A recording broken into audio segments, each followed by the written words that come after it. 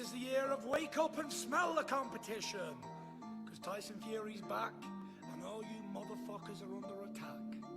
Ain't no stopping me now. I'm gonna make sure he go right out the ring, and I might get on the top of the bucket or the rope and come down with a flying elbow kick. I'm going to cook him and see how he feels like it. I'm going to see if he's going to get up off the floor. I don't think he's got the bottled mineral bollocks, whatever you want to call it. He ain't got it. He's an on-top fighter. He's a bully fighter. And when a bully gets bullied, he falls every single time. What is that song? I believe the Beatles had it. Is all you need is one. Deontay Wilder just needs one shot, and it's game over. Thank you very much for being a dosser. Thank you.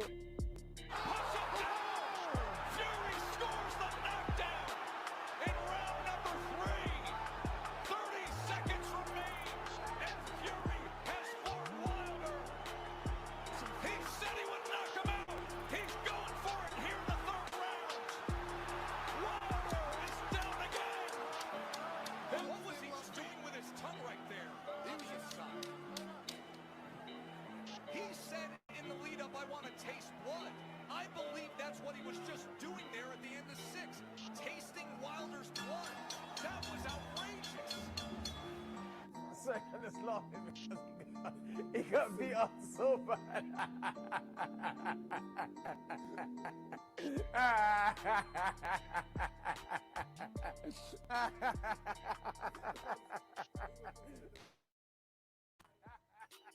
Yes. I don't think we are live though, Gary. It looks like YouTube may be having some issues, so I want to check first before we do anything. But Gary, how are you doing, man? In case something happens and we are live, we're not live on my end. I don't know what's happening. It says we're live on my computer, but we're not live. Oh, here we go. Finally, I think we're live now. Okay. We're good. It took forever. Weird. YouTube definitely seems to be having some issues today. So if this show does come down, apologies, but digressing. This is Mixed Combat Radio. I'm Matt, the Hipster Hunter.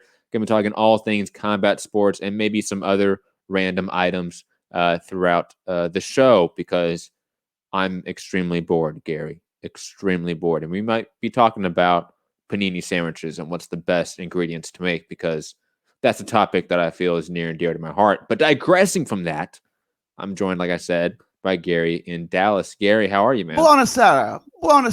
Come passate. That's Italian for hello. Hello. How are y'all? Informally. I don't know if y'all translates directly in Italian. You, plural. I don't know if that y'all. I don't think it does. And I got to say also that the Italian language is just it's a very loud language. It is. You have to say it loud, otherwise. It's not surprising that all of you are just loud people. How you doing though, man? Bene, molto bene. I'm good. I'm bored. Obviously, I'm bored. I'm starting to crack up a little bit. It's been 21 days now. I heard. Is that like day 21 of American quarantine? Oh, quickly, Santiago's worried about your legendary locks. To use his words exactly, I think Gary just has it in a ponytail. Yeah, it's just in a ponytail. Don't worry, guys. Don't worry. It's there. My daughter. I don't know if you want to see that top knot. It just. Don't worry, Santiago. It's there still. He didn't have to cut his own hair, and it ended up like that. Don't worry. What it is I really needed a trim before all this started. Oh, me too. And now it's just out of control. It's like fucked. Yeah. There's no way. All the barbershops are closed. There's no way to get it back. And they're going to be closed for 6 months. Dude, what are we going to look like in 6 months? It won't be closed for 6 months. I say barbershops, dentist office. A dentist office near you opened? You know what? I don't know. They're not essential over here. But I say 3 months. Those will start to open up again. Dental work isn't essential. It might be. Fuck. I think they're closed. Damn, that's crazy. I mean, me and my kid went to the dentist way before this happened, so we don't have to worry about this right now. But I only go once a year. You can't get me twice a year. I hate the dentist. A dentist and the eye doctor.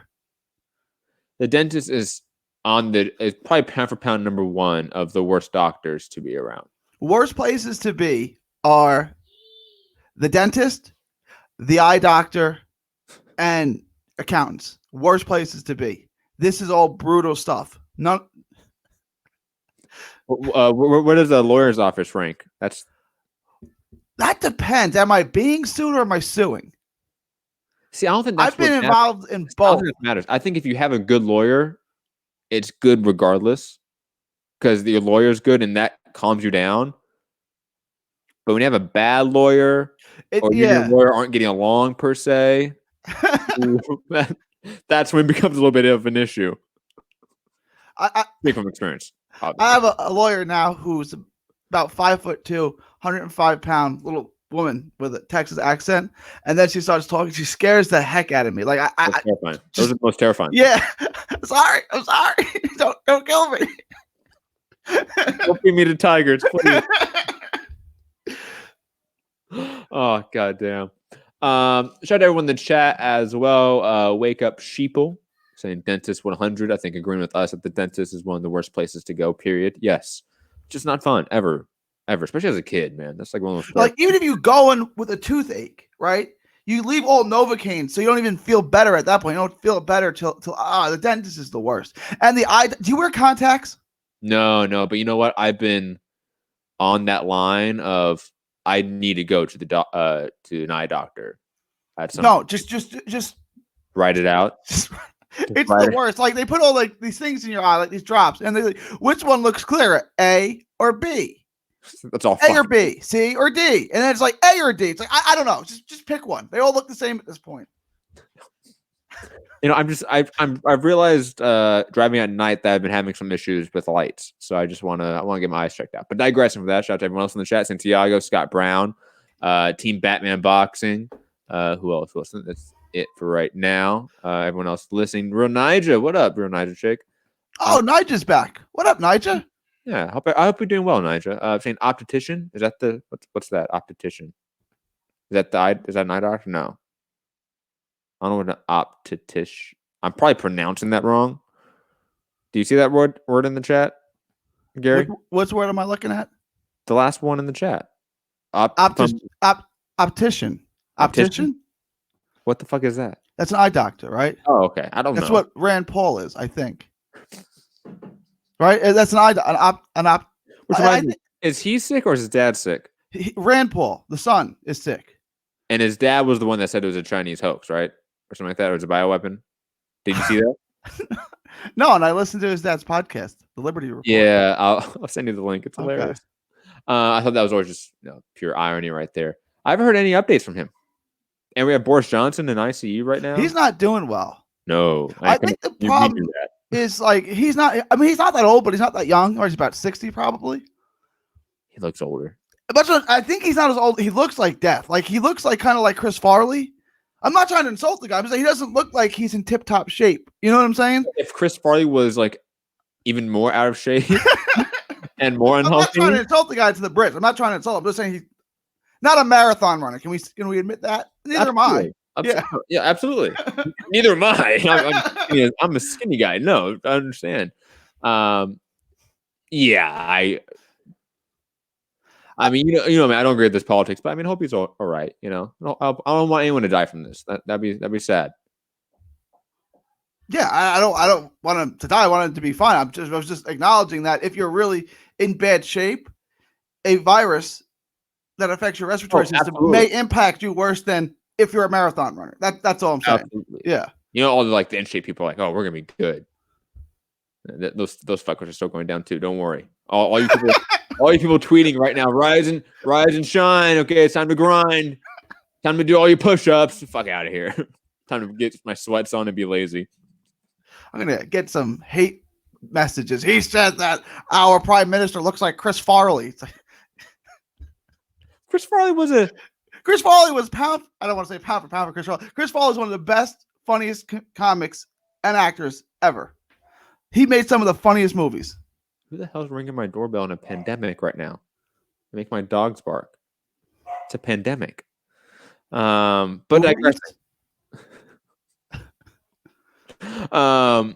Chris Farley is pound for pound one of my favorite comedians of all time.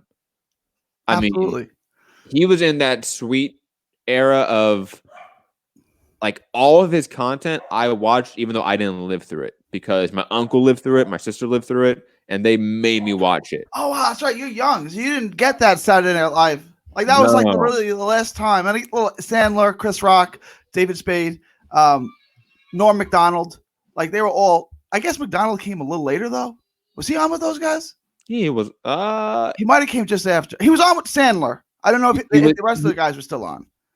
He was definitely on with those guys, but also on with guys like Will Ferrell and like that generation. So he was on both. He was one of those transitional guys. He was in multiple eras. Well, let me go yell at my dog as you talk about how Chris Farley is a legend. Pound for pound, one of the funniest guys in the world. And also pound for pound, you got to factor in he doesn't have many pounds, was his sidekick, David Spade. What do you guys think? Is that the best cast of Saturday Night Live? This is interesting. When Matt's not here and I have to lead the show, there's not a whole lot to talk about. So what's on your guys' mind? Do I have a van down by the river? In the van down by the river. Real Niger. Are you talking about Boris? He's in his 50s? Yeah, he's not that old, but he looks old, right? Like, he looks like he's not in the best of shape. So I don't know. I hope he's okay. I don't really know his politics. I know that Matt doesn't like him, but I don't want the guy to be sick or ill or anything. We're talking about Boris. Real Niger said that he's only in his 50s, so he's relatively young. Yeah, he doesn't look good. No. You know? Yeah. Oh. Yeah. Oh, poor guy. Santiago, Gary, do you have a van down by the river? A van down by the river. For any of like maybe the younger people that listen, like my age, that listen to this show and haven't seen those skits, they're all on YouTube. Like, definitely go watch them. They're all great. All great. And go back and watch like the Eddie Murphy era on SNL too. There's some prime skits from back in those days. Gary, do you want to talk about some boxing though? Yeah, let's talk about some boxing. We have some time. We'll get to boxing today. Maybe. I don't know, guys. Also, we will do a Q&A throughout. So if you guys want to drop a question or a topic in the live chat, we will discuss it and address it and debate it on this show because we have nothing else to do. And it could be about anything, guys. Let's be honest. It could be about, again, what's the best deli meats to put in a panini. There's a debate to be had there. And can we not wait to have that one later on the show? But digressing, Liam Roscoe, definitely probably younger guys, and you have to include Andy Samberg.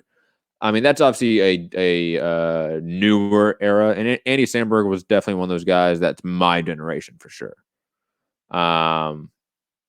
Like, have you ever seen the movie Hot Rod, Gary? I've never even heard of it. Oh my god. Danny McBride's in it. All right, well, it's good already. I'm sold. So it's relatively recent then. Bill Hader's in it. Oh, there's like all those guys from that era of comedy and SNL. It probably came out like 2009-ish, 10 probably. Go watch it. It's about a small town dude. Ian McShane plays the stepdad of Andy Samberg. And it's called Hot Rod, like a car, Hot Rod? Yes. All right. Yeah, he plays a like wannabe Evil Knievel in a small town. It is so fucking good. I've never even heard of this movie. Was it a bomb? It probably wasn't a huge hit, but it also wasn't like a major production. All right, I'm actually into this. I want to watch this because McBride's hilarious. That was a show we didn't talk about as one of HBO's. Hot Rod is 100% a cult classic from my generation. Okay, 1000%. Not to the level of like Pineapple Express because that's a stoner classic now, but it's almost along that vein from my gen. Pineapple Express is fine, but you talk about stoner movies, it's got nothing on Half Baked. Half Baked is awesome. Like I can watch that. And I've probably seen it 50 times. And it's one of those movies where you know every line too. I love that movie. That might be the gold standard of stoner movies. I mean, obviously, like you have Cheech and Chong's, like the golden age, right, of stoner movies, which are amazing. They still hold up to this day. Yeah, they do. Surprisingly so too. Like that the comedy does hold up, because there's a lot of 80s and 90s stuff that doesn't hold up to this day, and they do. Half-Baked's got to be 20 to 25 years old. I was in like middle school when that came out. Half-Baked's a 90s movie for sure, because Dave Chappelle was young. Yeah. And then what's his name? Is it Jim Brewer? God, he's the best. I feel like he's not even acting, right? Like, I feel like it's the same thing as Paulie Walnuts from The Sopranos. Like, that's just his personality. He's not even acting at this point. That's just him. You know, I'm not a fan of Joe Rogan, but he had Jim Brewer on probably maybe 2 or 3 years ago. You should go check out that episode. Jim Brewer is fucking hilarious, bro. Is he still active? Is he still doing things? He had a comedy special, I want to say, within the last 5 years. Either Comedy Central. It wasn't Netflix for sure, because Netflix doesn't have like a special of today, right? I want to say it was like a Comedy Central special, to be honest, which is not a knock on him, but that's, you know, one of the lower level specials to get. And then I want to say maybe he had another special maybe like 10-ish years ago, so to speak. That's pretty good as well. He's still decent. He still holds up. It's still him. It's still fucking Jim Brewer, man. Like, you love his comedy, and I know I 100% am not surprised you love Jim Brewer. His new shit still holds up. But Half-Baked, is that the best stoner movie of all time? It might be. I'll give it the hipster stamp of approval. It's probably the best. It's the quintessential stoner movie of all time. And then you have like others like Fast Times at Ridgemont High that are like kind of a stoner movie, depending on how you view it. God, what's the fucking movie? Dazed and Confused, right? With that's obviously a stoner movie to a degree as well. But Half-Baked is a stoner movie. Like, that is 110% the lives of stoners for a period of time. Like, I've lived that. At least 90% of that. 1,000%. Even the breaking into buildings for weed or whatever. that is 100% realistic. Ooh, Team Batman Boxing with the dark horse that we forgot to even mention. How High? Where's How High? I've seen How High. I think I've only seen it once or twice. Great movie. We should also bring up Friday as well as a great. Is Friday a stoner movie though? It's 100% a stoner movie. The movie is them. They are smoking weed the whole time. The whole time. And Chris Tucker is like, that's prime Chris Tucker too. I didn't know until I watched Straight Outta Compton. I had no idea that Ice Cube wrote that movie. Really? I didn't know he never struck me as a funny guy, right? And you know, like I don't know, he doesn't strike me as a comedian, like a comic writer. But yeah. He's written a bunch of his movies, I want to say, actually, surprisingly. I want to say he at least has writing credits on a bunch of his movies, to be quite honest. But let's get to boxing, I guess, since, you know, we have to some degree. Errol Spence was interviewed by Mr. Ray Flores, the man, the myth, the legend that once said, what's the line he said? The Beatles song? God, fuck. All you need is one. All you need is one. That's the famous Beatles song right there. Yes, absolutely. And it's a long interview. It's on YouTube, so if you want to go check it out, it's like 36 minutes. I will say the audio quality is not the greatest, but a couple snippets from it. Obviously, him sort of dismissing Keith Thurman as a opponent, and also him talking about talking to Terrence Crawford and having discussions with him. Gary, I'm assuming you've heard these clips. I'm not going to play them because you can all go check out the interview with Ray Flores on YouTube as well, or the clips from Michael Benson if you want to just watch or listen to those little tiny clips. Thoughts on Errol Spence's like first long interview? Because this was a long interview. This was like a 40-minute interview. Most people don't give those out nowadays, I will say. And he's doing it probably the first time since his accident. Thoughts on Spence sort of addressing the welterweight division in this sort of off period, and with him trying to make a comeback, if that's even the right term to use right now? I don't think anything really new was revealed. I think he's fed up with Keith Thurman the same way that Crawford's fed up with him. Like, if this fight really wanted to get made, it would have gotten made, and Thurman didn't want to make the fight with Spence, and that's how he feels. And I kind of feel like Crawford feels that way about Spence, right? Like, I think if Spence wanted to make Crawford fight, that fight would get made. If Thurman wanted to make a Spence fight, that fight would have gotten made. And I think that, look, Spence and Thurman will get made at some point because there's a lot of money in that fight. They're both big draws. So it will get made.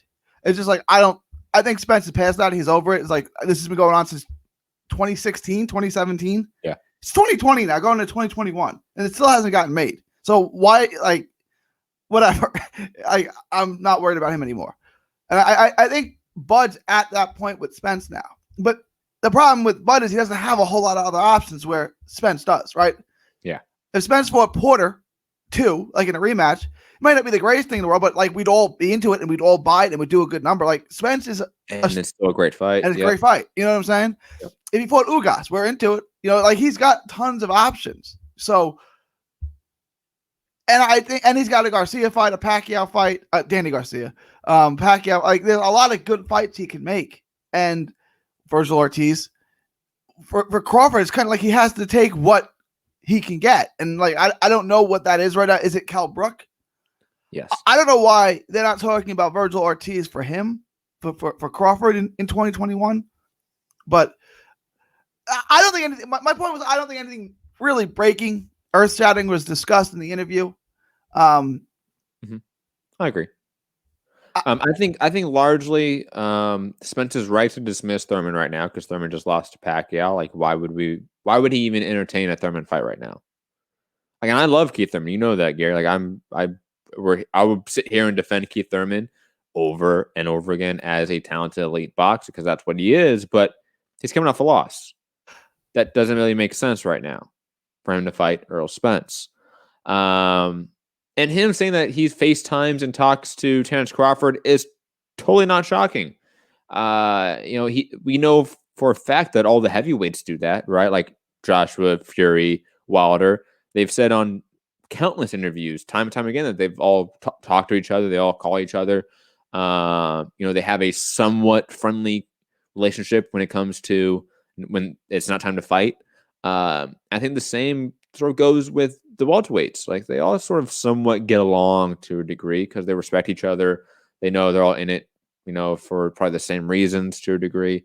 And I think also Spence and Crawford are very aware that their fight right now doesn't do what Wilder Fury 2 just did. And I'm probably going to assume here, because I have nothing to go off of here, but I'm assuming that you have respected parties, Heyman and Arum, that have talked to them about that we're not interested, speaking of PBC or Top Rank or whoever, we're not interested in this fight right now because we can do other fights that are going to get us the same amount of money, make you the same amount of money, and we're going to wait till this fight's bigger. And it's the good old marination line. And I guarantee you both parties are telling that to their respective fighter. Am I wrong here? I agree with what you're saying. What I don't agree with is that Crawford, that this fight may get big. It may get bigger, but that's only because Spence keeps growing his star. Like Crawford's not going to become a bigger star, right? So the time for Crawford to take this fight is now because he's only going to get older. Now, could the fight get bigger if Spence becomes a more household name amongst casual fans and sporting fans? Maybe. But you're putting all of your chips in the fact that Spence is going to grow this fight because Crawford's not going to make the fight any bigger. Crawford's star is never going to get bigger than it is right now. Let's argue that. Is there a logistical path to make Crawford a bigger star in the next 12 to 18 months that does not include PBC names? I don't see it. I don't see it. He can't sell himself. And I'm not like, I love Terrence Crawford. I come on this show every day we have the show to defend Terrence Crawford as the best fighter in the world. Mm-hmm. He's not going to sell himself. He's not going to wake up tomorrow and be Floyd Mayweather or Deion Sanders and have the personality where he's infectious and in your face and talks all the time. That's not him. So he's not going to do that. He's already 32, 33, right? And he's not going to get a Pacquiao fight. A Mikey Garcia fight. I mean, what names are out there? Kell Brook? The names aren't out there for him to be a star just on giving us great fights. And he's not going to do it himself. He doesn't have the personality to make himself, this big personality. So no, this is, And I blame mostly on Top Rank. Top Rank is your promoter. You have the best fighter in the world. Make him a star. Do whatever you have to do. And Make him ESPN's his network. Yeah. I will say this. I think that you definitely keep Crawford on ESPN. I mean, if Top Rank or ESPN or Terrence Crawford coming to me and asking, Matt, what do I do to make me a star? I would tell him this: fight on ESPN exclusively. Don't fight on ESPN Plus. Make sure you have good lead-ins. So work with the network as much as possible to have good lead-ins. I think you have to get a certain level of opponent and name value of opponent that does not include the Benavidez's and the Kavalauskas of the world anymore. So you have to start with a Keltbrook at the very least, right? I would entertain a Mikey Garcia.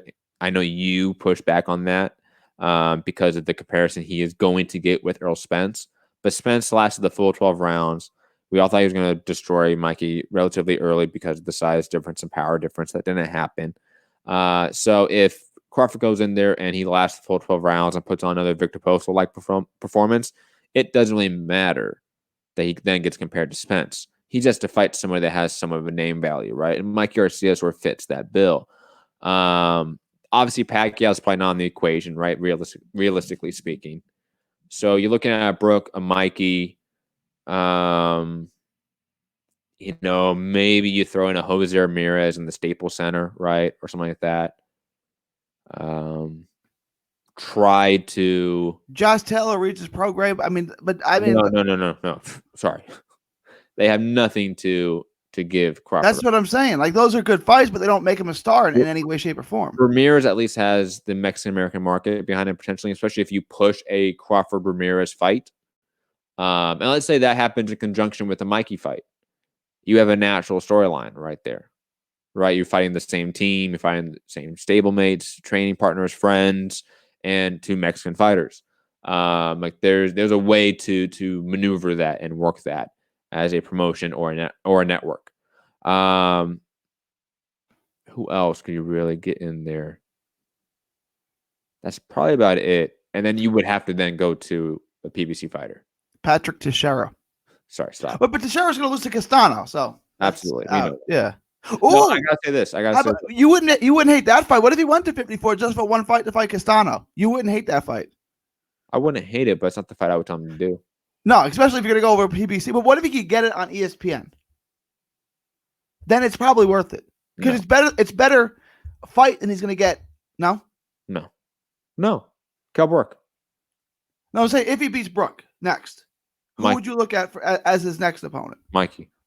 I would look at Mikey too. You're right about Mikey. I mean, I don't like the fight. 1,000% Mikey. I know why you wouldn't like it, but it is the fight next. Yeah, it is. It is. Mikey's going to be used as that whipping post in the division from now on. It seems like, right? Am I wrong here? I think so. It's like when someone gets a vacant belt who's not that good. It's like, okay, who's going to take his belt? It's like, okay, who's going to take Mikey's name value, right? It's like he's going to lose to whatever top-notch welterweight he like, but who gets to win that prize? Because Mikey, he shows he can draw, right? So it's a big money fight, and it's a fight you should win and not have to worry that much about because Mikey's not a welterweight. And Mikey, I think you could promote a Crawford Mikey fight in a very similar way to a Spence Mikey fight, and it sell to a degree, right?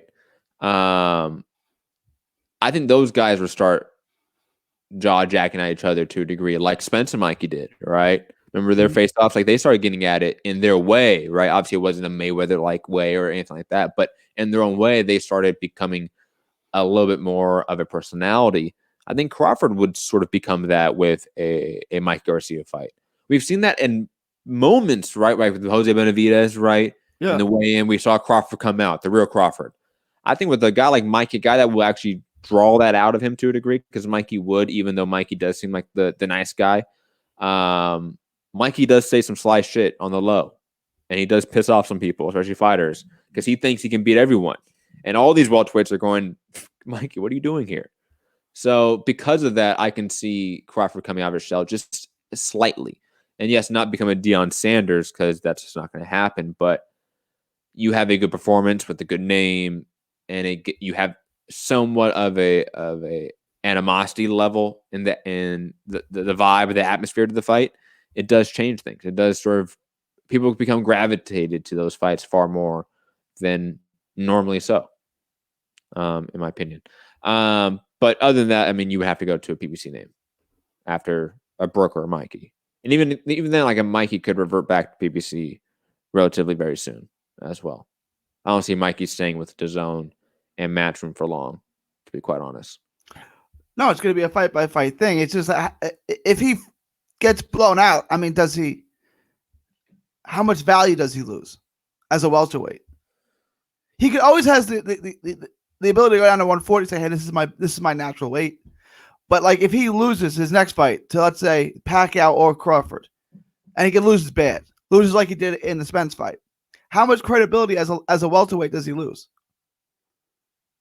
For us hardcores, yes, he loses a lot of credibility, but then again, he's already lost a lot of credibility. Like even with the win against Jesse Vargas, he didn't gain credibility. He lost credibility. I'd have him on pound for pound. Instead of that fight, I took him off. Mikey's in that weird predicament where almost like an Amir Khan to a degree, but not for the same reason. Yeah. Like it doesn't matter anymore that he loses. Mikey should fight Amir Khan. There's a welterweight he can beat. I would love that fight. Honestly, that'd be a good fight. I'd rather him fight Kell Brook. I think that's kind of more of an even fight. Amir Khan is... Come on. I think Kell Brook's too big. No. You think he's too big, right? Yeah, I'd pick Khan to win that fight. I'd pick Brook to win that fight. Dude, slow-ass Jesse Vargas looked like he had better hand speed than Mikey Garcia. Mikey didn't look good in that That's fight. the weirdest thing ever about that fight is the hand speed of Mikey and Jesse. Because Jesse, if you could look at any of his tape previous to that fight, he's one of the slowest hitting fighters or punching fighters, I should say. In that division. Yeah. In that division, period. And you would think that Mikey would come in there and sort of blitz him to a degree because he blitzed Robert Easter. He blitzed even Sergey Lipinets to a degree, right? His hands always seemed really fast. And he came and fought Jesse, and his hands were the same speed as Jesse Vargas. That was a red flag for me. Is that a product of the extra weight, or what do you think that is? Yeah, it has to be. The extra weight on his shoulders, on his arms, on his back. That's all more mass to move to throw that punch. And he's not really used to it, or his body is not really built for it. It's probably the more accurate statement, in my opinion. Not that he's not ready for it. He's not built. That he's not accustomed to it. He's just plainly not built for this division. That snack system has him a little bit too juiced up, pun intended. Should he take a year off and try to get back down to 35? Or should he just cash out and take Pacquiao or Crawford, make a ton of money, and then call it a career? If he retires today, he's a Hall of Famer, so what does it matter? Yeah, here's the thing. The money he would get in a Manny Pacquiao fight will equal all the money he can get out. That's what I'm saying. Combined. So you have to go for the Pacquiao fight. Everyone in the welterweight division right now should be going for the Pacquiao fight before he retires, because all of a sudden the Pacquiao fight is a really legitimate fight again. And it's one that adds a lot of legitimacy to you as a fighter in this division. You can make a legit argument that Manny Pacquiao is still the best guy in the division, right? I mean, is that an impossible argument to make? That he's just beat Keith Thurman, right? Because you could argue Keith Thurman was that guy, and he never lost that position because he never lost, and then Pacquiao beat him. So you could argue. I mean, I wouldn't make that argument, but you could definitely. There's an argument there. And obviously, Pacquiao's career in the division, speaks for itself. Yeah, I mean, he is still the most known and arguably the best guy in the division still. So everyone should be gunning for Pacquiao. That loss really sticks in the craw of Thurman, because like Thurman made it his life goal to beat Pacquiao. Like that's the name. And then you lose by 1 point, right? Like you lost a decision, but it's like you get a shot to win a championship and then you just miss it. It's like, oh, that's over. It's like he wants that fight again. He's not going to get it, but I would like to have it. I thought it was a great fight. But he ain't going to get it again. And like that really sticks in his craw. I think Thurman would still make a mistake and get clipped and drop it at some point, to be quite honest. Like, because he made that mistake several times in the fight, and he did get hit again several times in the fight, doing the same thing, the backing up in a straight fucking line. And then he hit the rope and had no more space to keep retreating, and then had to go left or right, chose left, boom, Pacquiao connected. It was easy. But you want to talk about Virgil Ortiz? Of course I want to talk about Speaking of Spence, obviously. Virgil Ortiz decided. I'm assuming this also came from the interview. I haven't heard this part of the interview yet. I only checked out half of it. I'm assuming Spence referred to Virgil Ortiz in some aspect in the Ray Flores interview, right? Gary, did you? I didn't hear anything about Virgil Ortiz at all, which is why I thought this whole thing was weird. But I mean, it must have came up. I hadn't heard it. Did you hear the whole Ray Flores interview? I thought I did, and I didn't hear anything about Virgil Ortiz. Then what is he referring to then? What is Ortiz getting mad about? I don't know. He must have somewhere called him. I was checking his tweets to see if he called him a crybaby or something like that, because he said something like, the only crying I remember was you, right? Like, yeah, so Ortiz comes out, and it seems pretty random. I mean, unless somebody in the chat can tell us where this started, I would love that. The only crying I remember was when you didn't make it out of Dallas in the Golden Gloves. He corrected that and said the Olympics. Don't be throwing fake jabs at me. I've been nothing but respectful to you at Errol Spence. Might have to change your ring name to The Lie after this one. I gotta say, that's such a corny line. Come on, Ortiz. You gotta work that one out a little bit better. Talk to a buddy first before you post that. Spence says, no disrespect intended, my dude, but you did used to cry as a kid. Damn, you was a baby. Cool it. And while we're talking about Golden Gloves, Al voice, I won the Nationals the next year on everything else, and everything else it was to win. Gary, I know you have tons of thoughts about this. So, thoughts about Ortiz beefing with Errol Spence right now? When we did just have the Golden Boy post of, hey, look at these two guys together. You think Oscar maybe had a conversation, or maybe Eric Gomez or somebody had a conversation with Virgil Ortiz and said to spice this up? I think they know it's not going to happen next, and I think they think he's maybe one fight away. And that fight can't be Brad Solomon or what was the other guy's name who was supposed to fight last week? Sammy Vargas. He may be one fight away, but it better be a big step up. You know what I'm saying? It's like, it better be a Richard Comey. Like, you know, TFO needed Comey to get to Lopez. You better give him a legitimate top 10 name. And if Kell Brook, if he beats Kell Brook up, then there's only one place to go, and that's those top names. But you can't have him fight another Brad Solomon of the world and then say, okay, he's ready for Errol Spence. It doesn't work that way, because he's going to be tested like he's never been tested before, and he needs to be able to respond to that. I think he may be one fight away, and I think Golden Boy is that close on him. You know, at least, you know, whenever boxing returns within 12 months, he said 2022. I don't know when boxing is going to return, but when it does, I say he's 1 year away from fighting at that level. You said one fight, and then you said 1 year. Sorry, which one is it? 1 year for sure. Depending on how he looks at his next fight and who it's against, maybe one fight. So between 12, that fight should happen whenever boxing returns. Within the 12-month period. Within the 12-month period. Yeah. Quickly, Scott Brown in the chat saying Ortiz versus Blair Cobbs. LOL. Okay, good. LOL. That was LOL. Don't worry.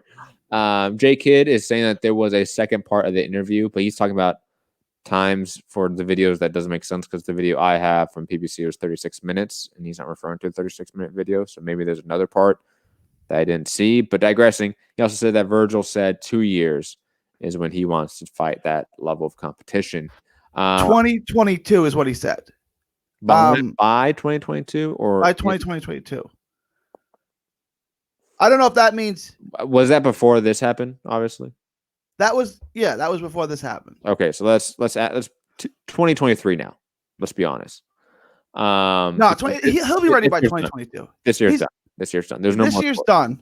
So fight twice in 2 to 3 times in 2021, and then by 2022 you're ready. Map out his career realistically for the next year, whenever the sport gets back. Right? Like, what are those opponents? How do they get made? And again, realistically speaking, how do they get made for him to get to an Errol Spence? You said 3 fights. I'll give you 3 fights. Well, Spence is the third one, right?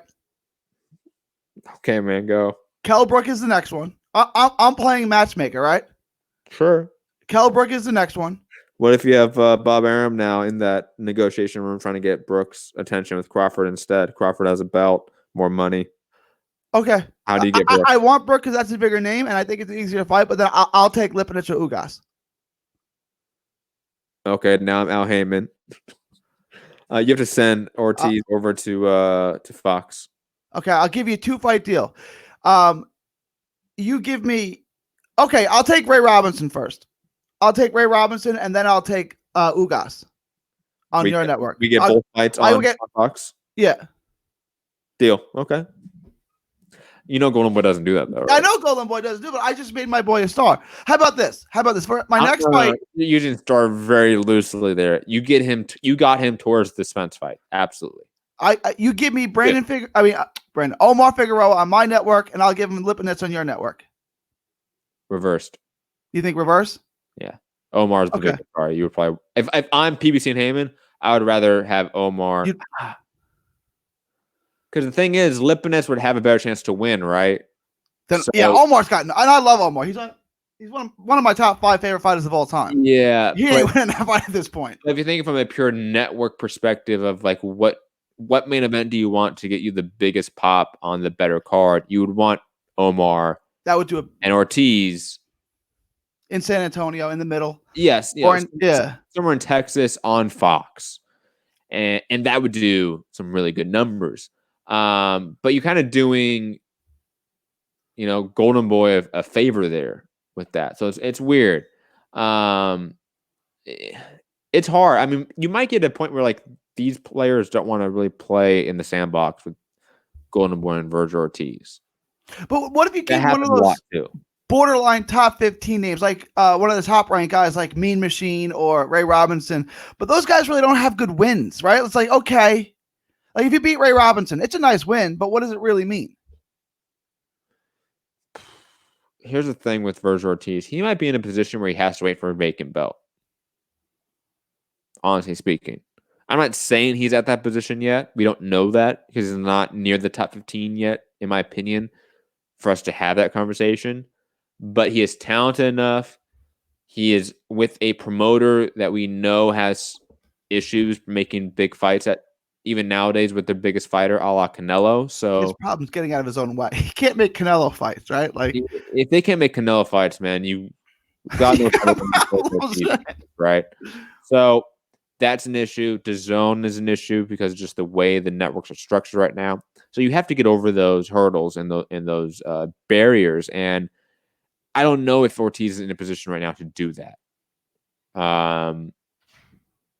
Those names you mentioned, like the Ray Robinsons, the Delormes of the world, those all help him get past that to a degree with the hardcores, maybe with the networks, maybe with the promoters. But getting him to stardom, he has to beat one of those top guys. If Delorme beats Jamal James next, I think that's a really good name for him. Like Delorme offers Jamal James victory, I think would be a good fight for Virgil Ortiz. I agree. Any other thoughts about Spence and Ortiz? Yeah, do you think this fight's realistic to be made in 2022? And then who would you pick? In 2022? In 2022. 2022? No, that's very different. I would assume that Ortiz can have 4 fights in 2021. That's what I would push for. And Golden Boy doesn't like to work too hard. You know that, right? True. But if, maybe you get him on some matchroom cards, something like that. Yeah. Some cross promotion work. I would hope that he has 2 fights or at least 1 fight, honestly speaking. At least 1 fight, but especially 2 fights with guys within the top 15 in 2021. And if he can do that and win, then yeah, 2022 title fight is completely realistic at 21, 22 years old. But he needs to fight certain guys for me to think that he can beat those guys, first off. And then secondly, he has to then beat those guys for me to actually crown him as anything. Right. And there's no easy belt to pick up at 147. It's not like, okay, you can go pick this belt up off that guy. Any belt you get is going to be either is going to be a future Hall of Famer you're beating. Right. So probably, yeah. Yeah. You got Pacquiao, Crawford are Hall of Famers already, and Spence is well on his way. Yeah. I mean, that's going to happen. It's going to have to happen for Virgil Ortiz if he wants to get that belt, beat one of those, or hope that it's a vacant belt. Which it could be. And in 2 years, WBA Pacquiao retires. Pacquiao could be retired in 2 years. That's completely realistic. God knows what's happening with Crawford. and Which Spence would be could the one. out of the division.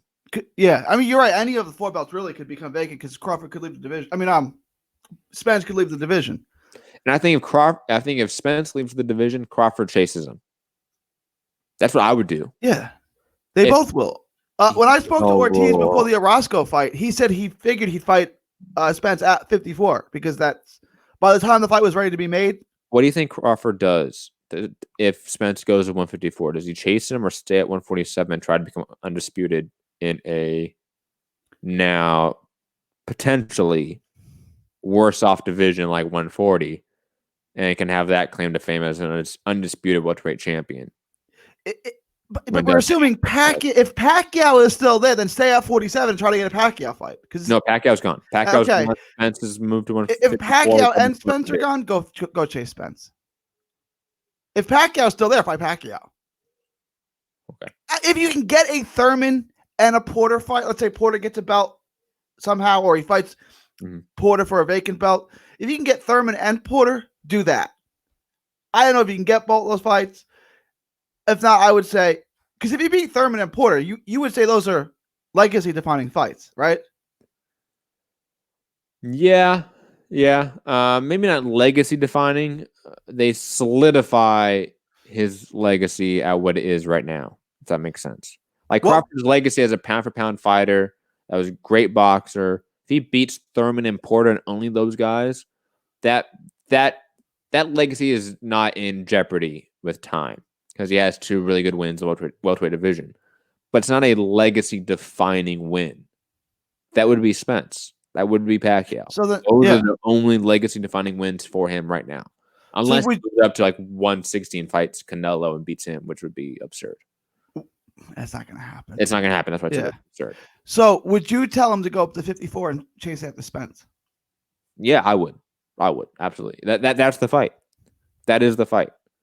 Regardless of Danny being the division or Thurman being the division still or Porter, Spence is that he is your great white whale, right? And you're Captain Ahab. Like, you have to go get him.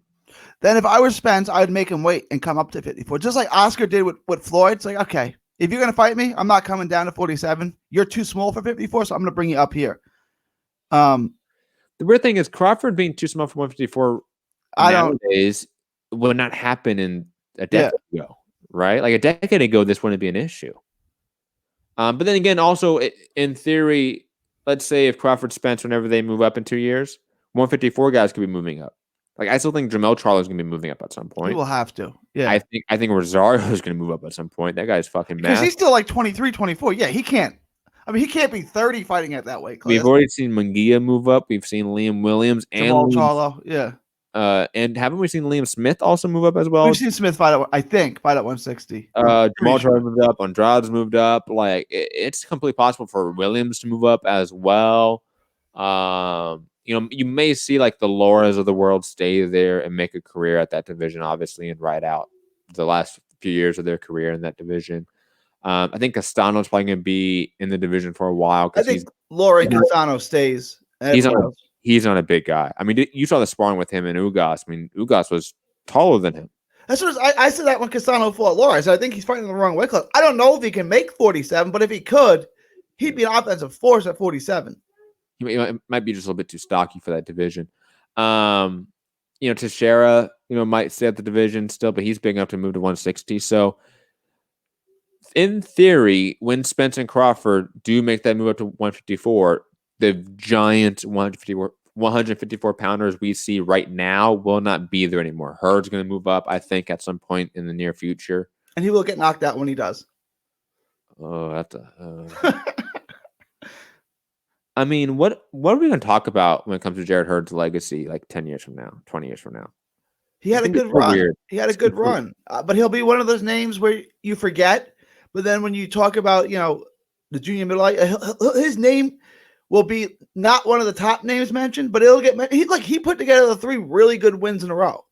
I think he might be one of those guys that like 20, 30 years from now, he'd be like the James Toney of like the junior middleweight group, or like everyone brings him up like he was the secret best one, but he just didn't get his dude, his just due in the division or something like that. I think it'll be Penny Hardaway, right? Like you talk to people my age, Ooh, Penny. you never mention Penny Hardaway as one of the great players, but then you go back, you look at the 90s, oh wow, Penny Hardaway for 5 years is really good, and then it's like he just disappeared off the face of the earth. I think Hearns gonna be like that. It's like this guy had a very good run, but a very short run. Yeah. Sad. Jared Hurdman, he looked like he was going to be a monster. I said he was the one that was going to beat Canelo. I don't think that anymore. There were so many hot takes about Jared Hurd in the peak of that run. And I don't think like we should be ashamed of any of it because he did look the goods. It just, I do agree with you, Gary, that the assessment that he just got mentally beat in that J-Rock fight. And he's never going to be the same. J-Rock beat him up. J-Rock beat him up on the inside, right? Like, ugh. That was crazy. And then you had Rosario come in and just obliterate. Yeah, that didn't help,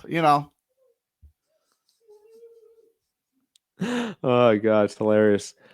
Speaking of hilarious, Teddy Atlas is out there. And I don't know if this is going to be a debate amongst us, Gary, because I've seen a spectrum of opinions about this. But he was sort of contracted, so to speak, or he did some work with Andy Ruiz, and he took pages and pages of notes on Andy Ruiz.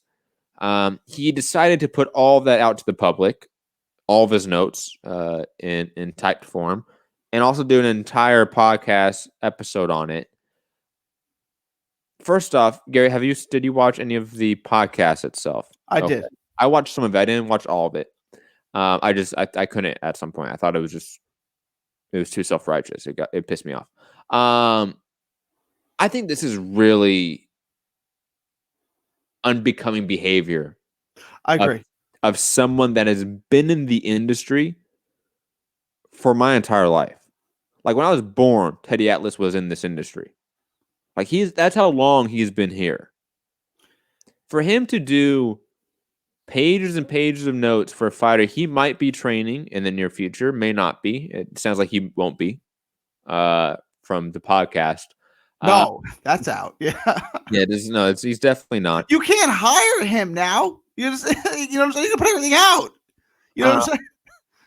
And then on top of that, not just to put out all your notes to the public, but on top of that, he such a self-righteous prick to then do an entire episode of your own podcast centered around your notes on a fighter you were supposed to train. That seems gross, unbecoming behavior of someone, like I said, that's been in the industry forever. This is against a lot of unwritten rules about the sport. And that's why like it's a weird conversation, because I think for maybe casual fans that listen to this show, people that really aren't invested, this doesn't seem like an issue. But for us that are in it, this is so much worse, in my opinion, than showing sparring clips. So much worse. A potential trainer showing all of their notes on absolutely it's worse. And doing an entire hour-long show detailing those notes and discussing it. That seems wrong. And we've had so many trainer and fighter beefs over the years, and they have all never done this. Right? We've heard about like Danny Jacobs and Andre Rozier having their fallout right last year. Bad too, and that's a shame. Like I always like that. Did you see Andre Rozier say, "I'm going to give out all my notes to the public and go do a show on some YouTube show or my own YouTube show and talk about it for an hour"? No, that would be just rude. Like that would just be like that's classless behavior. And I know like I'm not the most classy individual. Like I'm a fucking asshole too. But Jesus Christ, man. Like Teddy Atlas, like you can't be doing this. It's and B, you're never gonna work again. Because how can I hire you? Like if we fall out, if it doesn't work out, are you gonna do that to me too? I can't hire you at this point, right? And I've always been a big Teddy Atlas fan. I thought Teddy Atlas, like I like listening to him. He just seems to have such a love and passion for the sport. He's done really good things. Like he still has the only free boxing club in New York City. It's Kids and Cops that actually Chris Colbert came out of, right? Yeah. He's done really good. I've always respected him, and this is just an unprofessional, unbecoming thing to do. I just thought he was a lot better than that, right? I've always like held him up on a pretty high pedestal. I've always liked him. Thought he was really good for boxing. I know, like, you may think he's the most annoying person in the world. I know a lot of people do because of how excited he gets, but I thought he was a really good, down to earth guy who really cared about the sport. And then doing this is like, what would make you think that? What did he do to you? Did you find him with your daughter too, like Mike Tyson? I mean, what happened? Like, why would you do? I'm not like. There was an incident when Brett Favre signed with the Jets, and he wanted to be traded to the Vikings. And they're like, no, we're not going to trade you where you want to go. We're going to trade you where we want to send you. And they traded him to the Jets. And the Vikings called him. He was driving home, and they asked him for the Packers playbook. Right? They're in-division rivals, right? Like Packers, Vikings, a huge rivalry. He gave him everything. He said, how long did the call go for? He's like, well, about a 30-minute drive to my house, and then I walked up to my driveway and into my house. So 30-plus minutes. I gave him the playbook. It's like, look, it's not a felony. You're not going to go to jail for it. But, like, are you really not a better human being than that? Like, I mean, and then he put this out. He didn't just give this to one person. He gave this out to everyone. So this is way worse than that. It's just. I mean, speaking as someone that has had other people try to do entire shows and videos about them, it's just weird, man. Like, it's a weird thing. Like, I hope Andy Ruiz is looking at this and just trying to like let it blow off like his back and not really be an issue, because this might upset him. Like, this might be an issue. Like, if I'm his people, like if I'm his team or something like that, I'm making some phone calls. But what can you do about it? There's nothing you can really do about it. It's out already. You know what I'm saying? You can't do anything about it. But you make it very aware, at least directly to Teddy Atlas, that fuck you, we're not working with you ever again. And we're gonna make sure we tell everyone we work with that you're a classist individual that does this. Because come on, man, like you said, like, how do you get more work again if you're a coach and you do this? Like, if I'm a fighter, I'm looking at this and saying, I don't want to work with a guy that's gonna put all my information out there like that. That's not right. And also, like this, like Teddy, if you want to be a media guy and watch a bunch of tape on Andy Ruiz and do a whole show talking about his faults and everything like that, that's cool. But be a media guy and do that. You can't be a trainer and potentially train him and do that. You can't play both sides. You know, like that. You know, there are certain,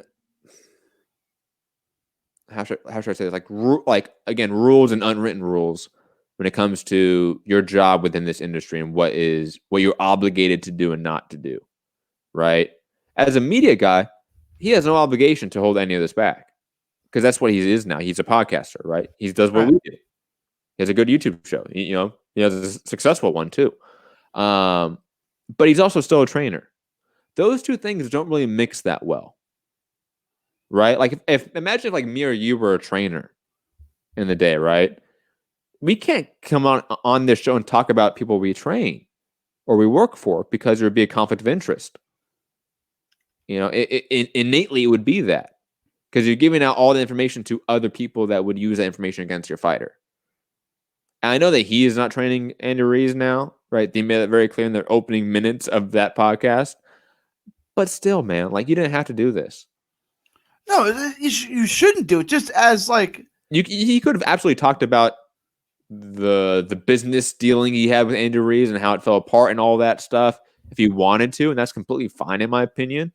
But to then put out the notes is where he crossed the line. The notes is the issue. The notes, come up and read. If someone asked them, besides having quick hands, what makes Andy Ruiz really effective? If he would have went on and said he does A, B, and C, X, Y, and Z well, that's one thing. To go there and read notes, like, this is what I say, this is what you should do.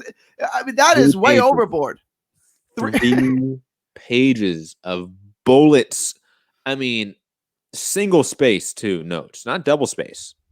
Single space notes, okay? And they're detailed. Like, I was reading them and going, I know the blueprint to beat this guy right now. Like, if I'm in AJ's camp or Dylan White's camp, or anyone that's going to be fighting him in the near future, right? Luis Ortiz's camp or whoever, I'm looking at this and going, man, thank you, Ted. Thank you, Teddy. Did all the tape study for us, right? And he did that. He did all this work because he thought he was going to be working with the guy. It seems weird. I thought this should be more of an issue. Like, this should be more of a especially when we have nothing else to do as a boxing community. This should have been more of an outrage for our community, and no one really talked about it. I think it will become an outrage when next time Ruiz gets a big fight, and then this is center stage, right? Like, because if let's give It becomes more of a talking point. So Yeah. online. like let's say a fight with him and Wilder gets made. Am I not looking at this? Of course I'm looking at this, right? I'm very interested in what Teddy Atlas sees, right? I want to know what Teddy Atlas sees. Then I'm going to look at it, and then it's. I'm personally disappointed. A guy that I held in pretty high regard. I'm pretty disappointed in the way that he acted. Yeah, and did you watch the whole podcast? I didn't. Yeah, I had it on the whole time. I wasn't really watching it the whole time. Though. Was it good? I only watched probably about the first 5 minutes of it. I mean, did you like the first 5 minutes of it? No. It's okay. Then no, you wouldn't like it. Yeah, it's like an hour of that. It was like the bad petty, like me. I love good petty. I don't like the bad petty, man. Like, come on. Double Icing, did they actually meet and start working together? No, but he did all these notes for them. Like, you can read the notes. Like, I'll post the link in the chat. Like, he's very detailed why these notes were created and what they're used for. Right? He's saying what he's watching, what he's looking at. So, if you want to read these notes, I actually think you should, first off, because it's good boxing knowledge on Andy Ruiz's fight style. It just shouldn't have been public knowledge if you are, in theory, going to be working with the guy, going to be training him, to then have that relationship fall apart for whatever reason, and then decide to put out all the information on your YouTube show.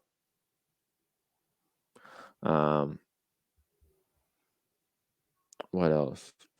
Look in the chat. People talking about. Looks like Valdez and Bachelt. Well, I've seen a lot of people talking about that fight lately. I don't know why people are talking about that fight a lot. It's been flirted a few times, and there's not much else to talk about. That's a good point. Good point. And we both picked Bachelt to rip Valdez's head off. Bachelt walks right through him. Absolutely. Bachelt's a machine. Bachelt's tough for anybody. Dude, I think Bachelt could beat Loma.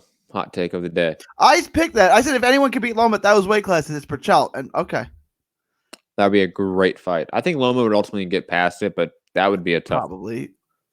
That would be a tough one. Loma just has too many things in his arsenal. Bachelt should hit him low and just make him come out of his fight. I was watching Trinidad versus Fernando Vargas, right, the other day.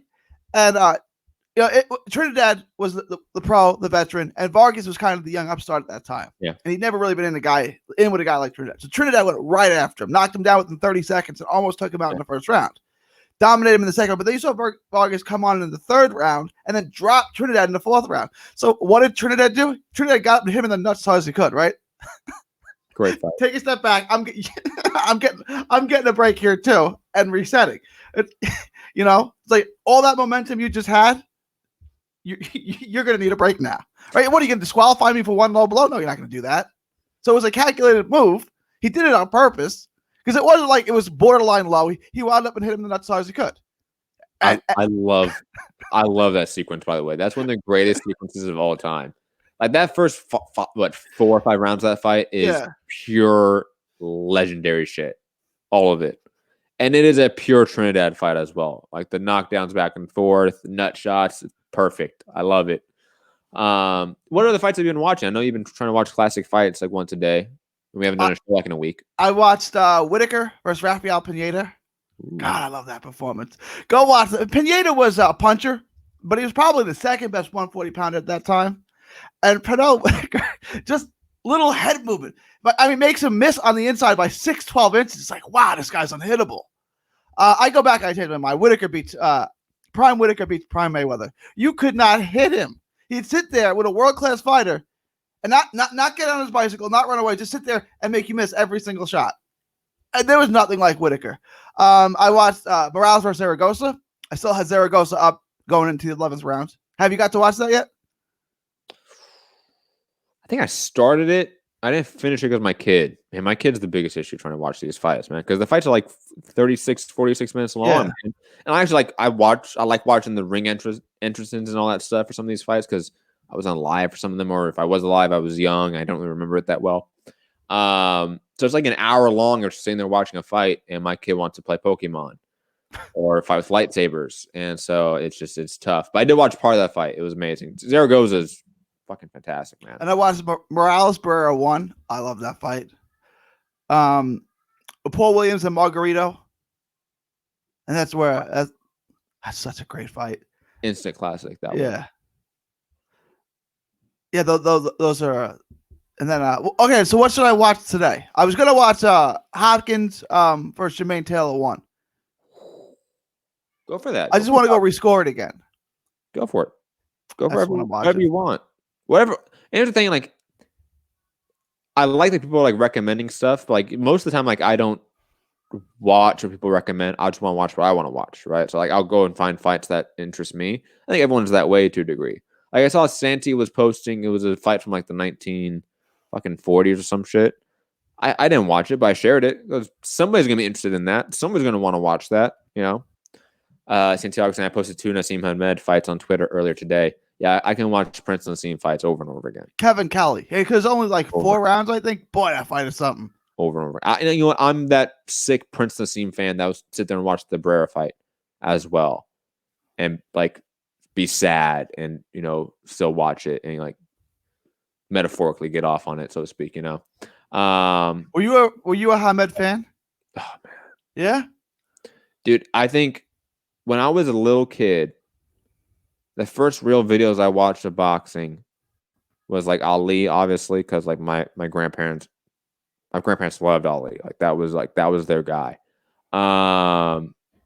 My dad showed me tons of Duran videos, and then I found Prince Naseem Hamed videos online, like maybe the early 2000s, let's say, right?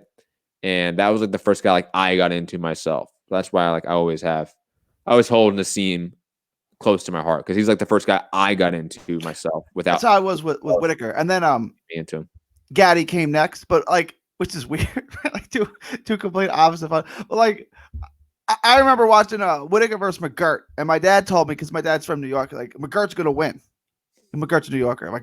I watched it, like it isn't even close. My dad doesn't know what he's talking about. He can't even put a hand on Whitaker. Whitaker was. We'll never get another fighter like Manel Whitaker again. You couldn't touch him, and he wasn't even in shape and probably high at the time of the fight. We will. I mean, I don't know. Whitaker was something different, man. You go back and you watch even like guys like Jersey Joe Walcott. Like those guys are so awkward. Like awkward fighters, they come about every generation. There's always that awkward guy that just makes everyone kind of look dumb. I think probably the closest to this generation is probably is Crawford, right? Yeah. Crawford or Loma probably would be that. The guys that just continually can make guys miss over and over again, make them look silly to a degree, you know, can just dominate top level competition. One guy, though, that I know a lot of fans have been thinking will be the next guy is Devin Haney. And he's petitioned for the WBC to have Fortuna fight him and not Campbell, writes Keith Idek. Gary, your thoughts on Haney petitioning the WBC to have Fortuna fight him and not Campbell? I have a lot of thoughts on this, right? Really? I don't have a lot of thoughts about it. Okay. First of all, Haney shouldn't even have that belt. That's like for starters, right? So he shouldn't be petitioning anyone because the belt shouldn't even be his. It's ridiculous that it is. But so if there's no boxing, who says Haney's not ready to fight? Maybe I'm Haney. I say I can fight now. Oh wait, there's no boxing though, right? Like, how can you strip his belt when you can't strip his belt when there's absolutely no boxing going on? But they weren't going to strip his belt. They were going to make him a champion in recess. Remember? Right. I guess that's not stripping. Champion. I don't even know what that means, but I know what it means. I don't know what that looks like. Who when he comes back? Who's the champion? Are they both? What does a franchise champion look like?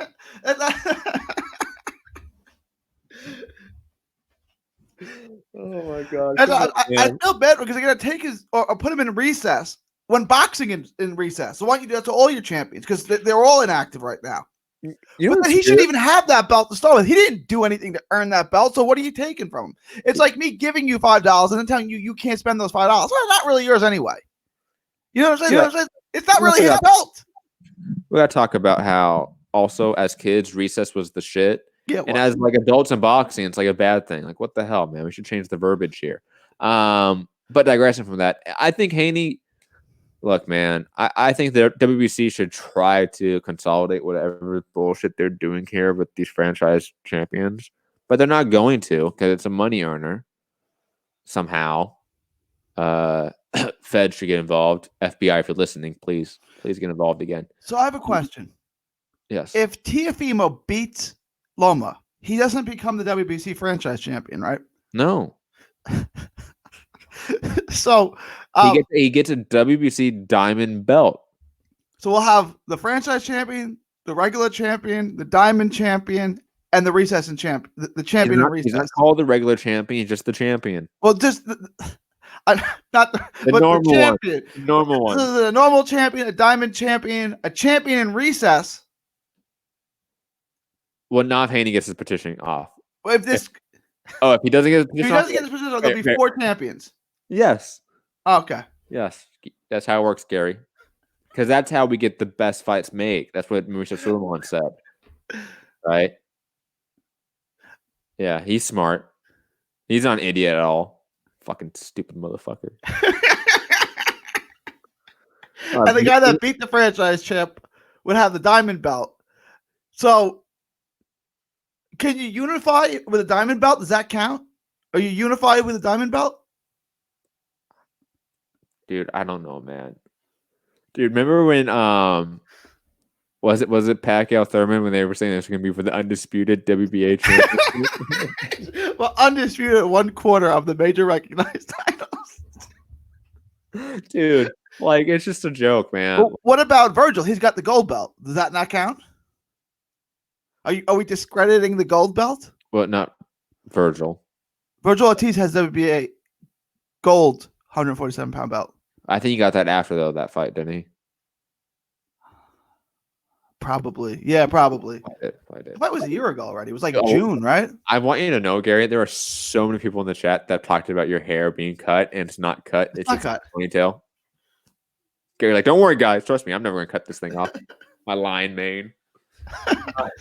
So it's quarantine. I got bored, and my wife started playing with it, and my daughter was like, put it in a ponytail. So looking good there, Gary.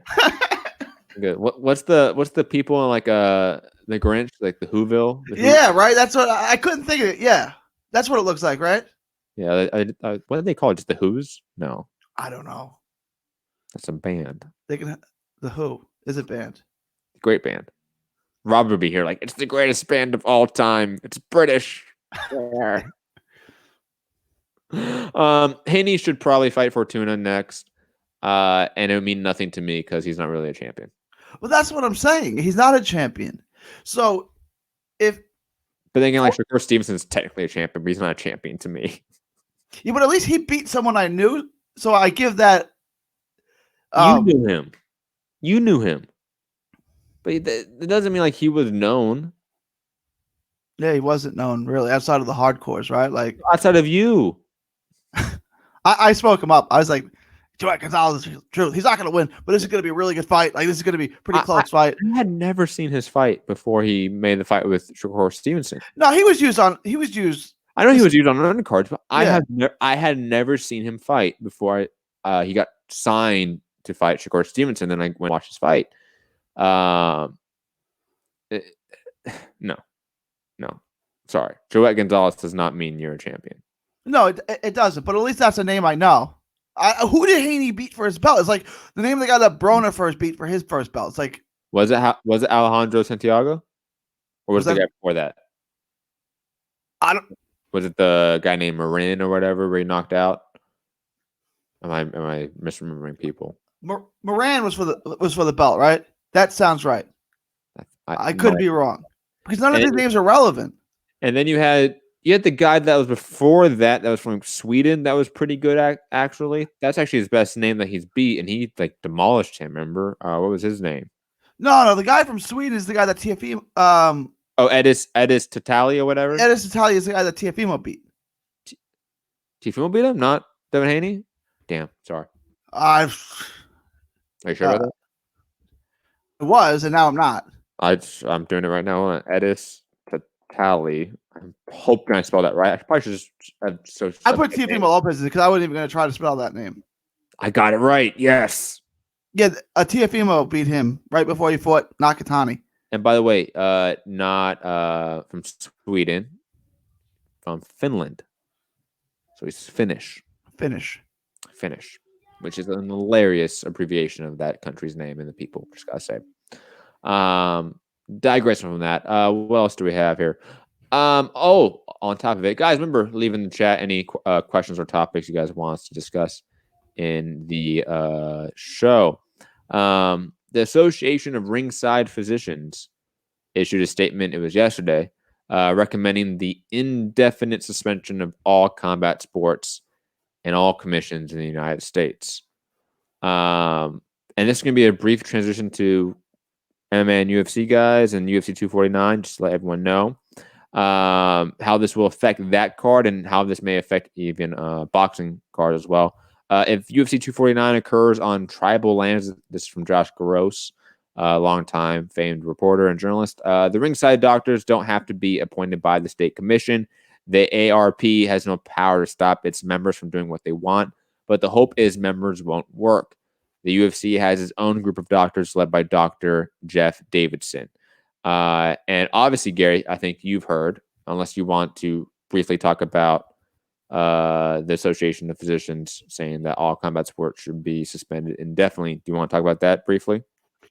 Yeah, real quick. I got a couple thoughts on that, right? If they want, like the UFC talks about having their fights in remote islands. We'll get to that. Major League Baseball is talking about seriously having games at empty venues. If they want to have, and I don't know, if they don't want to have empty venue fights and push it off for the rest of the year or whatever, but what if they want to have empty venue fights? Well, if you test everyone there and no one tests positive for corona, what's wrong with that? But I guess that's a big if right there, isn't it? Well, that would have to be a part of it. Yeah. Well, who says it has to be? I guess no one says it. That's one of the biggest issues. And speaking on the whole, private island shit, right? UFC 249 is back on. It would be a pay-per-view on ESPN Plus. Tony Ferguson will fight Justin Gaethje now instead of Khabib Nurmagomedov on April 18th. Dana White also said that he is securing an island, a private island for the UFC to fight for fights for every week. This event, though, the UFC 249, that will not be on this private island. It will most likely be, from all intents and purposes, running from Jeff Sherwood, former owner of Sherdog. It will be at Tachi Palace in California. Even though California has outlawed it and the commission has outlawed it and all that stuff, Tachi Palace is on tribal lands. So that's the loophole. So that most likely is what is going to happen in terms of what's been reported, is that UFC 249 would be at Tachi Palace in California, which is a Native American casino. And then future events will be at this private island. And Dana White was interviewed by Brett Okamoto. I'm using the term interviewing very lightly here. Big shots at Brett for not really rebutting any of this, but not surprising. It's ESPN. It's now propaganda for the UFC. That they're going to take all these fighters to one location and then take them to this secret island that they won't know where it's at. They say they would do testing, but I am very skeptical of that. There was no testing for UFC Brasilia, and I doubt there's really going to be testing for these events as well. And also, there seems to be really no parameters and set regulations on quarantine or isolation for the athletes involved when they would be compromised during weight cutting or after a fight. Gary, I know you aren't an MMA fan, but I bet you are at least somewhat interested in this whole fiasco. Thoughts on all of that I just regurgitated to you, all that information? Because this might be one of the most insane sports stories of all time. I don't mean that lightly. It's like doctors are always going to tell you to do what makes good physical sense, right? It's like Kevin Durant last year, when he played in the championship, and it's like, will I blow up my Achilles? Probably not. Can I play on it? I wouldn't. But you're telling me I'm not going to blow up my Achilles. I can't promise you that, but you probably won't. And then he blows out his Achilles. I told you not to play, right? Like, you asked me, should I play? I said no. You asked me if you would blow your Achilles. I said, yeah, probably not, but there's no guarantees. And then he blows out his Achilles like 10 minutes into the game. They're going to tell you to do the safety first thing. They're going to tell you to do the textbook common sense thing to do, which would not to be having any fights. If you do this and you quarantine people coming and going off the island, can you get away with it and not spread the disease anymore? Maybe.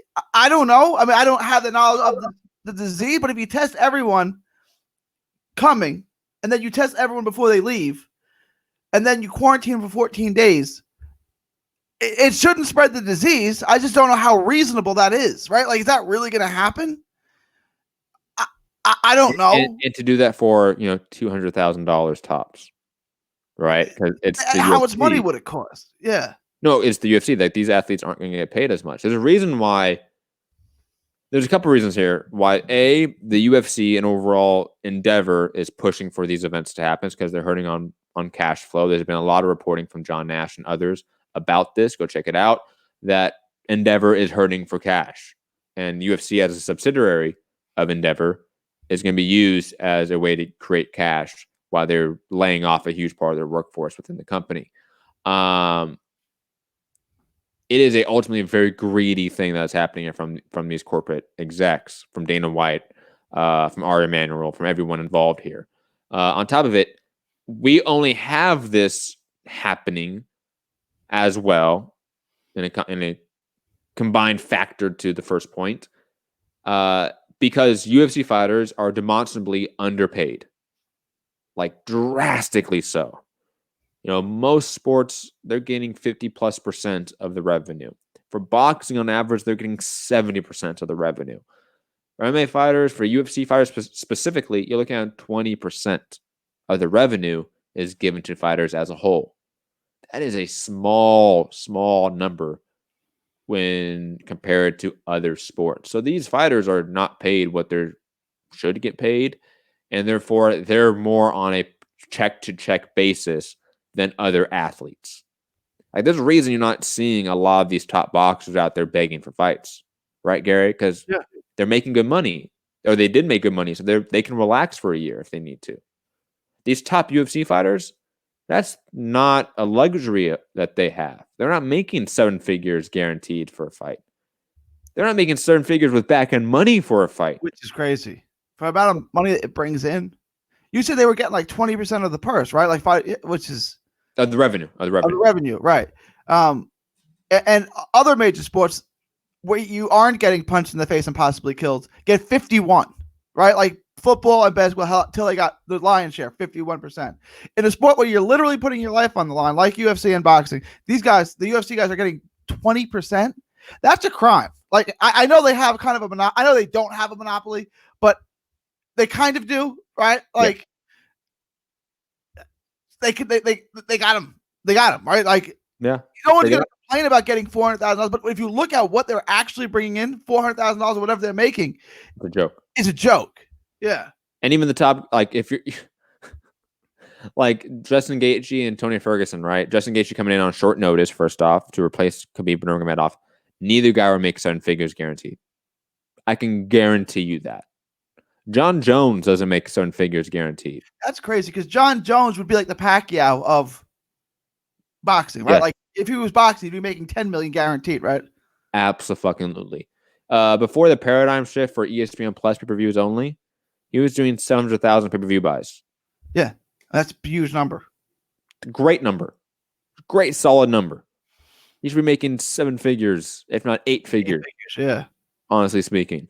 And I had his manager yell at me once, and you don't know what he's making. I'm like, yeah, sure, man. Yeah. On paper, he's getting paid $600,000, and you're telling me he's going to get paid $10 million total? Sure, dude. And he's not more than doubling that in the back end. He's not making more than $600 in the back end. So maybe he's making $1 million. Yeah, fuck off, manager. Malky Cower. You think he's getting $600 up front and $5 million in the back? Of course he's not. Of course he's not. That's ridiculous. People think we're dumb. I swear to God. So you have this perfect storm here where you're going to get the UFC pushing the envelope when you have vampires like Bob Arum going like, why would we put fights on right now? Let's be safe. Let's be smart, which makes weird sense that Bob Arum is the voice of reason in this time. But that's the era we live in because they're making money. They're good right now. Endeavor's not making money. And on top of that, these UFC fighters aren't making money. So they're going to have to push events on to sort of keep the company going right now, it seems. And on top of that, for these fighters to, pay off bills, whatever it may be. It's just sad, man. It's sad. And on top of it, obviously, the whole idea of a private island, you're going to have all these fighters go to one place, then fly them out, and they're not going to know where they're going still, is just like a Austin Powers ripoff movie. Like, it's not even good enough to be an Austin Powers movie. It's a ripoff of an Austin Powers movie. Just why? Why? It's one of those things where the fighters are going to have to do it because they don't have any money, right? I have to do it. I need work. And Devin Haney can just sit there in his garage and train because he's making millions of dollars as a prospect. It's a completely different world. Unfortunately, man, it's sad. Any other thoughts on this, Gary? No. My brief thoughts on the new fight, Tony Ferguson, Justin Gaethje, before we move on. Tony Ferguson has been training longer, so therefore he should win. And on top of that, he is more accustomed to training in his garage, it looks like, than Justin Gaethje because all the gyms are closed right now. So none of these fighters can even get good quality training and sparring in. So that's a big deal. Who can train better at home is going to be a factor. And Tony Ferguson has made an entire reputation out of having weird-ass training videos in his garage. And by I mean weird-ass training videos, I mean if you have not seen these videos, go watch them. Like, Gary, if you don't know what I'm talking about, go on YouTube right now and type in Tony Ferguson weird workouts and just have your mind blown that this is a high-level athlete doing this as a workout. It's just like what the drugs or the CTE that's involved in that is just on another level. But Tony Ferguson should win. He's been training longer and he's better, I think, accustomed to this situation than Justin Gaethje. Last news of the day, Gary. Last news. I have no thoughts about this. I hope you have some thoughts about this. Shannon Briggs is back, guys. He's going to be with Bare Knuckle FC and will be in Bare Knuckle Boxing, it looks like, whenever this is all clearing up. I only feel pity and sadness for Shannon Briggs right now. Like, I want to make jokes, but like, this is sad. Like, this guy needs to be, I don't know, sitting in some home on a beach somewhere and just relaxing and not yelling at people and getting punched in the brain anymore. Gary, thoughts on this? He's 48 now, so he'll be 49 this year. He's made money. I mean, he made millions and millions. I don't know what he did with his money. I don't know, right? And then he fought Klitschko probably 10 years ago or less than that. Like, I don't know if he needs the money. If he does, I don't know what to tell him. I mean, I'm not going to tell him not to. And I'm also, isn't there something else you can do? But maybe there's not. If he has money, guy, don't do this. If you're set financially, if you never have to work again, don't do this, right? Like, I mean, he's 48. He's been in a million tough fights. You don't need to do this anymore. No, you don't. And the funny part is, like, when you talk to Shannon Briggs, like, not necessarily off camera, because he can have, like, calm interviews, but, like, when he's calm, the guy is actually pretty insightful. And he can be entertaining, like, he's one of those guys you would think would have, like, a YouTube show right now, or a podcast, and excel in that. Like, he should be making that transition to media, in my opinion, instead of fighting. He'd be perfect for media, especially in our, like, kind of media, because we allow a lot of weird motherfuckers. Like, we allow, like, all of Barstool Sports, for example. Like the Schmo guy from MMA. I don't know if you know that guy. You don't? Oh my God, Gary. I'm just looking at Briggs's box track. He's got so many big fights. Like He's so a many fights where he's a low-key legend. You know, he should be getting a job on DAZN or something like that with the boxing show. That's what I'm saying. He's a good speaker. He talks well, he articulates the sport well. Can he do that? Like, there's got to be something else you can do besides bare knuckle fighting. Yeah. I hope they're paying him a lot and it's all like guaranteed. Is this the same bare knuckle program that Paulie did? The same? Yes. He says they pay really well. I'm not. Hey, for he said he wasn't going to do it until they said how much they were going to pay him, and it's like, I'll do that. Shout out to the chat, Heath Farley with the super chat saying, "Let's go, champ! Let's go, champ! Go, champ!" Yeah, man. Shout out to Shannon the Cannon Briggs. Honestly, actually, when I interviewed him, he was very calm and really fun interview. Like, I know, like, it wasn't like a lot of like quotables in the interview, but actually, I really enjoyed that interview with Shannon Briggs. Go check it out on the channel if you want. It was during the whole KSI Logan Paul shit. If you guys want to see that. But Gary, you should fight Oliver McCall. 20 years too late. Literally 20 years too late. No, thank you. Santiago saying, you guys realize Shannon Briggs retired George Foreman and then went the distance with Vitaly Klitschko. The dude's an underrated legend, man. I'm telling you. Shannon Briggs would be like, if you put a prime Shannon Briggs in this era, he'd be so much fun. He'd be like Joe Miller to a degree, but probably better than Joe Miller, honestly speaking.